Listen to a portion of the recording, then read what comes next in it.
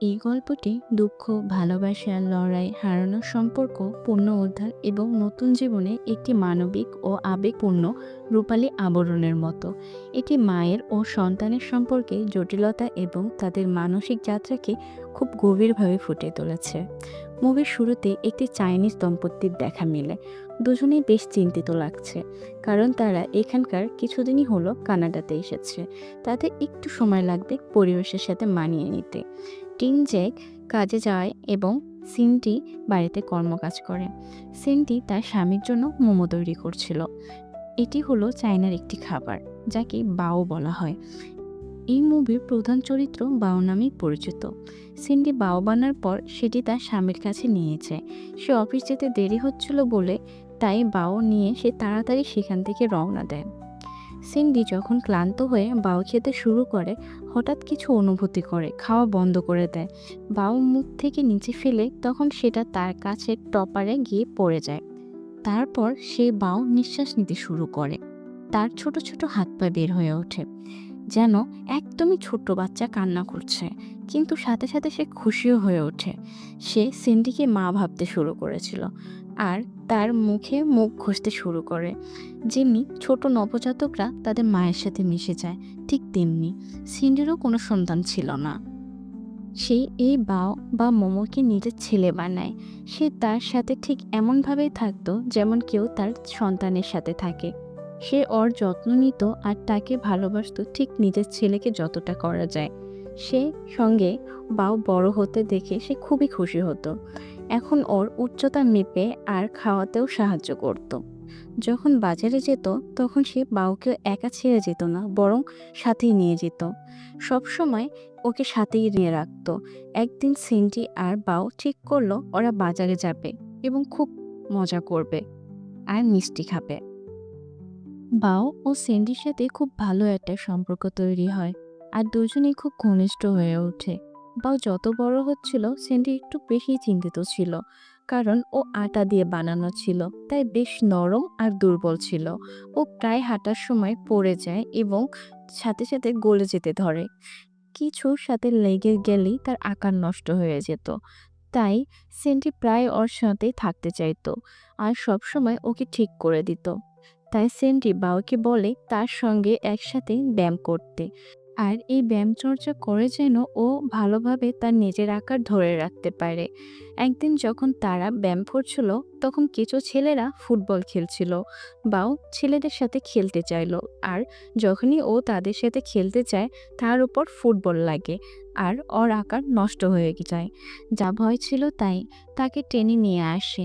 সিন্ডি বাওকে ধরে আর ওর আকার ঠিক করতে করতে ওখান থেকে নিয়ে যায়। বাও বারবার জিদ করছিল যে ও ওই ছেলেদের সাথে খেলতে যাবে, কিন্তু স্যান্ডি তাকে খেলতে দেয় না। ঠিক করে ওকে নিয়ে ট্রেনে করে বাড়ি চলে যায়। ও ওর মায়ের উপর রেগে যায়। বাও ট্রেনের অন্য পাশের সিটে মুখ ঘুরে বসে থাকে। ওর মায়ের সাথে কথা বলা বন্ধই হয়ে গেছে। এখন আর এটা ওর জন্য ডেলি রুটিন হয়ে গিয়েছে। ও সবসময় বাইরে যেতে চায়, কিন্তু তার মায়ের অনুমতি না নিয়ে সে বাইরে বের হতো। ও এখনো চুপি চুপি বাইরে চলে যায়, কিছুই বলে না তার মাকে। তার মা বারবার খোঁজ করেন কিন্তু তাকে পান না।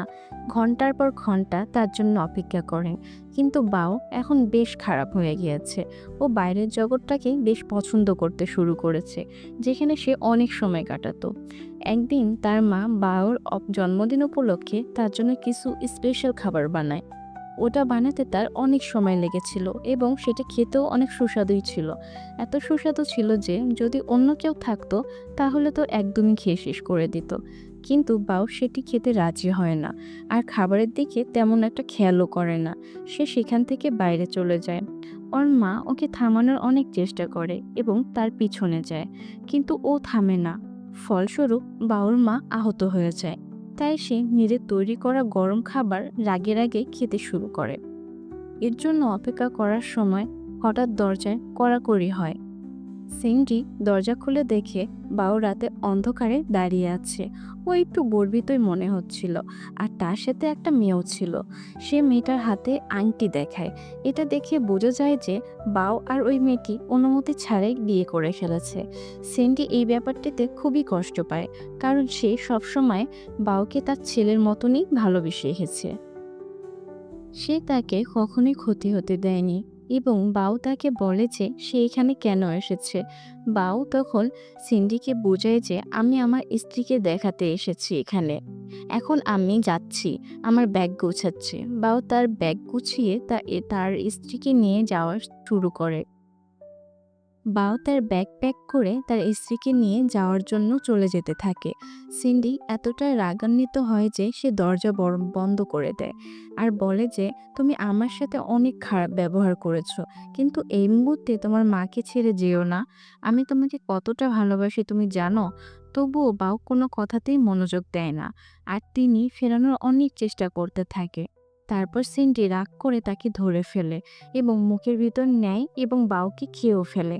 তারপর নিজেকে আর সামলাতে পারে না। ও কি করলো? যদিও বাওকে রাগ করে সে খেয়েছিল, কিন্তু সত্যি সত্যিই তো তার ছেলেকে এখন সে হারিয়ে ফেলেছে। সে আর কখনোই ফিরবে না।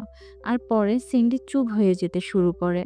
আগেও যখন তার স্বামী তাকে জিজ্ঞেস করত যে কি হয়েছে, সে তখন কেঁদে উঠত, কিন্তু কিছুই বলতে পারত না।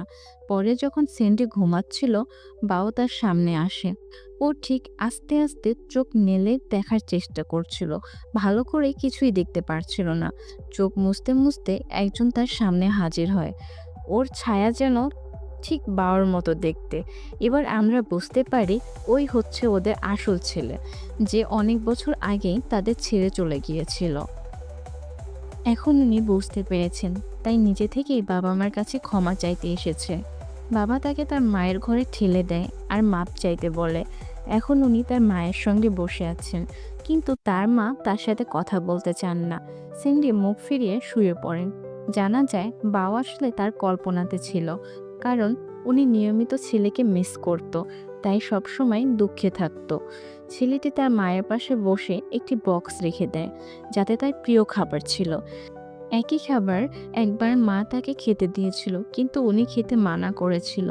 তবে এখন সে বলেছে, আমি এটা তোমার জন্য এনেছি, আর আমি তোমাকে একা ফেলে আসার জন্য আমি তোমার কাছে ক্ষমা চাই। আমি ভাবতাম যে আমাদের সম্পর্কটা হয়তো ভালো নয়। স্যান্ডি এই কথা শুনে তার মন গলে যায়। সে তাকে ভালোবেসে ফেলে আর তার নিয়ে আসা খাবারটি সে একসাথে খেতে বসে। একসাথে খুব অনুভূতিপূর্ণ একটি মুহূর্ত কাটায়। তার প্রিয় খাবার ছিল সেটি। পরের দৃশ্যে আমরা দেখি যে ছেলেটি তার স্ত্রীকে তার বাড়িতে নিয়ে এসেছে। এখন সবাই তারা আনন্দ করে দিন পার করছিল। তার সাথে সিন্ডি তাদেরকে বাও বানানোর কৌশল শেখাচ্ছিল। তার স্বামী এই ঘরবাড়ির প্রধান ছিল। সবাইকে এমনভাবে দেখে সেও এই সম্পর্কটিকে মেনে নিয়েছিল। এই পরিবার ধীরে ধীরে সুখী হতে শুরু করে। আর সিনেমাটি এখানেই শেষ হয়ে যায়। আর এতক্ষণ পর্যন্ত ভিডিওটি দেখার জন্য আপনাদের সকলকে ধন্যবাদ।